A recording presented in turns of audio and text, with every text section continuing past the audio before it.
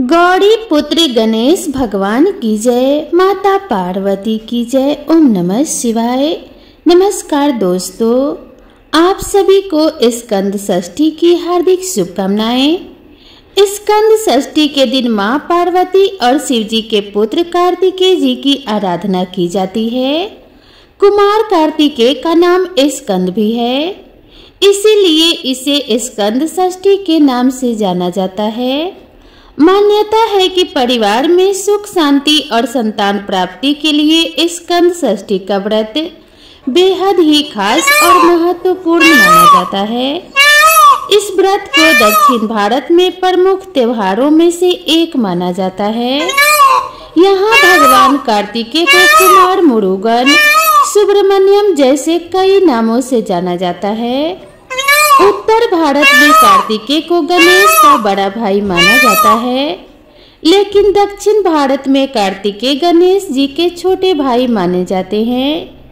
इसीलिए हर महीने की षष्ठी को स्कंद षष्ठी या फिर चंपा षष्ठी मनाई जाती है। स्कंद षष्ठी तिथि कार्तिकेय जी की तिथि होने के कारण इसे कौमारी की भी कहा जाता है। तो चलिए जानते हैं कि सुब्रमण्यम षष्ठी या फिर स्कंद षष्ठी कब है। हिंदू पंचांग के अनुसार हर मास के शुक्ल पक्ष की षष्ठी तिथि को स्कंद षष्ठी या फिर चंपा षष्ठी का व्रत मनाया जाता है। मार्गशीर्ष मास के स्कंद षष्ठी का प्रारंभ 6 दिसंबर शुक्रवार को दोपहर 12:07 से शुरू होगा। वहीं इस तिथि का समापन 7 दिसंबर को सुबह 11:05 पर होगा। यानी कि कल शुक्रवार से यह तिथि शुरू हो गई है और आज इसका समापन होगा। तो चलिए जानते हैं स्कंद षष्ठी का क्या महत्व होता है और यह व्रत हमें क्यों करना चाहिए। माना जाता है कि इस दिन संसार में हो रहे कुकर्मों को समाप्त करने के लिए कार्तिकेय जी का जन्म हुआ था।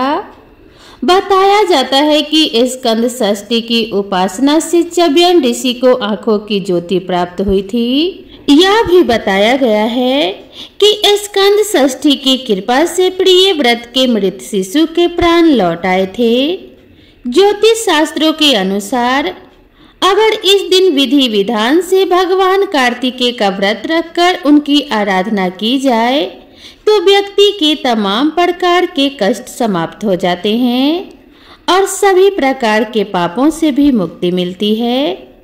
इसके अलावा संतान को भी उनकी तमाम समस्याओं से छुटकारा मिलता है और साथ ही धन वैभव की भी प्राप्ति होती है।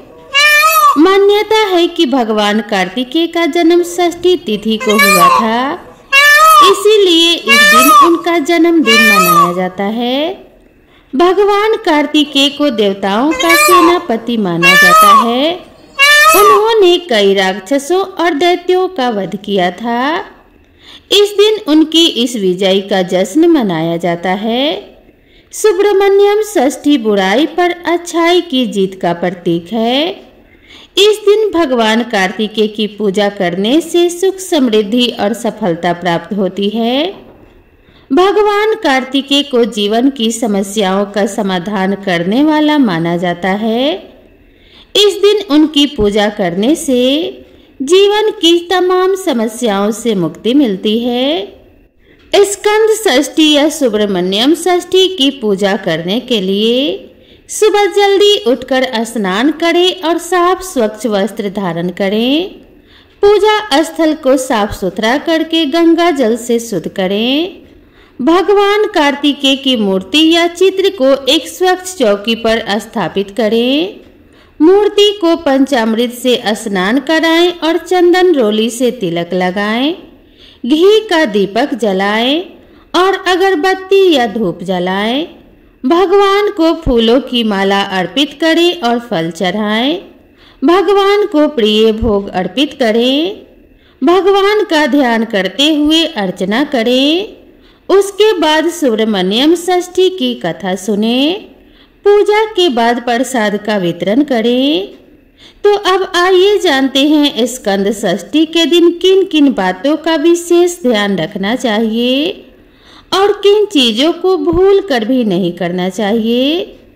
स्कंद षष्ठी के दिन दान आदि कार्य करना शुभ माना जाता है।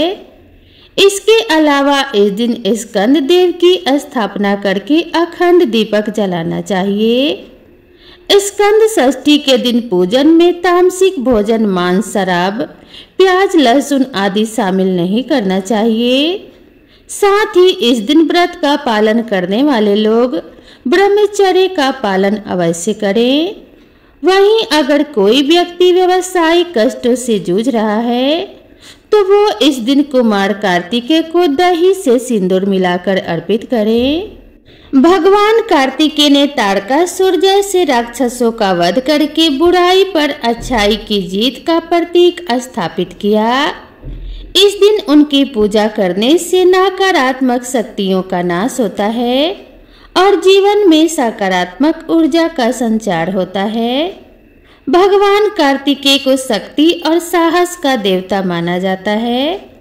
उनकी पूजा करने से व्यक्ति में शक्ति और साहस बढ़ता है और व्यक्ति जीवन की चुनौतियों का सामना करने में सक्षम होता है। भगवान कार्तिकेय को ज्ञान और विवेक का देवता भी माना जाता है। उनकी पूजा करने से व्यक्ति को ज्ञान प्राप्त होता है और सही गलत में अंतर करने में आदमी सक्षम होता है। भगवान कार्तिकेय की कृपा से व्यक्ति को जीवन में सफलता और समृद्धि प्राप्त होती है। व्यापार और व्यवसाय में वृद्धि होती है और जीवन में सुख शांति बनी रहती है। भगवान कार्तिकेय की पूजा करने से मनोकामनाएं पूरी होती है। जो भी व्यक्ति सच्चे मन से उनकी पूजा करता है उसकी मनोकामना अवश्य पूरी होती है। भगवान कार्तिकेय को रोगों के नाशक के रूप में भी जाना जाता है। उनकी पूजा करने से व्यक्ति को रोगों से मुक्ति मिलती है और स्वास्थ्य लाभ होता है। स्कंद पुराण में वर्णित एक कथा के अनुसार शुक्ल पक्ष की षष्ठी तिथि में ही भगवान कार्तिकेय का जन्म हुआ था, जिन्होंने तारकासुर नाम के दैत्य का वध किया था। इसी उपलक्ष्य में स्कंद षष्ठी का पर्व मनाया जाता है। स्कंद पुराण की कथा के अनुसार एक बार तारकासुर नाम के दैत्य ने भगवान शिव को घोर तपस्या कर उनसे ये वरदान प्राप्त किया कि उसे शिव पुत्र के अलावा कोई और न मार सके।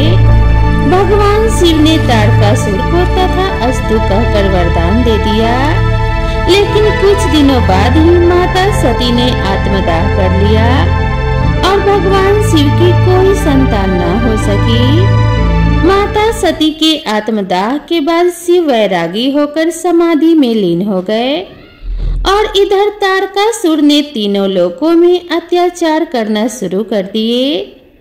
तारकासुर के अत्याचार को सहन न कर पाने के बाद देवतागण पहले ब्रह्मा जी के पास मदद मांगने के लिए गए। ब्रह्मा जी से उन्हें कोई सहायता तो नहीं मिली, लेकिन उन्होंने बताया कि तारकासुर का वध केवल शिव पुत्र के हाथों ही हो सकता है। अब समस्या यह थी कि वैरागी भगवान शिव को गृहस्थ कैसे बनाया जाए ताकि उनका माता पार्वती से विवाह हो, जो शिव को पति रूप में प्राप्त करने के लिए कठोर तप कर रही थी। शिव को वैराग्य से बाहर लाने के लिए प्रेम के देवता मनमथ यानी कामदेव को भेजा गया। मनमथ ने शिव पर अपने पुष्प बाण चलाए ताकि उनमें तीव्र यौन भावनाएं उत्पन्न हो। चले जाने पर क्रोधित शिव ने अपनी तीसरी आंख खोली, जिससे प्रेम के देवता भस्म हो गए। देवताओं और मनमथ की पत्नी रति देवी ने शिव से मनमथ को जीवन देने का अनुरोध किया। शिव शांत हुए और रति की बात मानकर मनमथ को बिना शरीर के जीवित कर दिया और अपनी सभी शक्ति और क्षमताओं से संपन्न एक बच्चे को जन्म देने के लिए माता पार्वती से विवाह करने को तैयार हो गए। भगवान शिव ने अपनी तीसरी आंख से 6 चिंगारी निकाली, जिन्हें अग्नि देवता सरवन नदी के ठंडे पानी में ले गए, जिससे 6 बच्चों का जन्म हुआ। इन बच्चों में से 5 लड़की थी और 1 लड़का। ये लड़का कोई और नहीं बल्कि स्कंद यानी कि कार्तिकेय ही थे, जिनके 6 मुख और 12 हाथ थे। जैसे जैसे कार्तिकेय बड़े होते गए वैसे वैसे वह एक महान और चतुर बुद्धि वाले योद्धा के रूप में विकसित हुए। बड़े होने के बाद उन्होंने तारकासुर के खिलाफ युद्ध शुरू कर दिया। कार्तिकेय और तारकासुर के बीच में भयंकर युद्ध हुआ, जिसके बाद कार्तिकेय ने तारकासुर का गला काटकर उसका वध कर दिया। तारकासुर की लाश से एक मोर उत्पन्न हुआ, जिसे कार्तिकेय ने अपना वाहन बना लिया।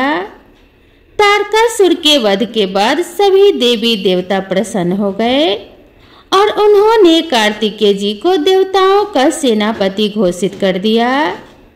कार्तिकेय ने शुक्ल पक्ष की षष्ठी में ही तारकासुर का वध किया था, जिसके बाद इस तिथि को स्कंद षष्ठी के नाम से मनाया जाने लगा। स्कंद षष्ठी का कई पौराणिक कथाओं और धार्मिक ग्रंथों में वर्णन मिलता है।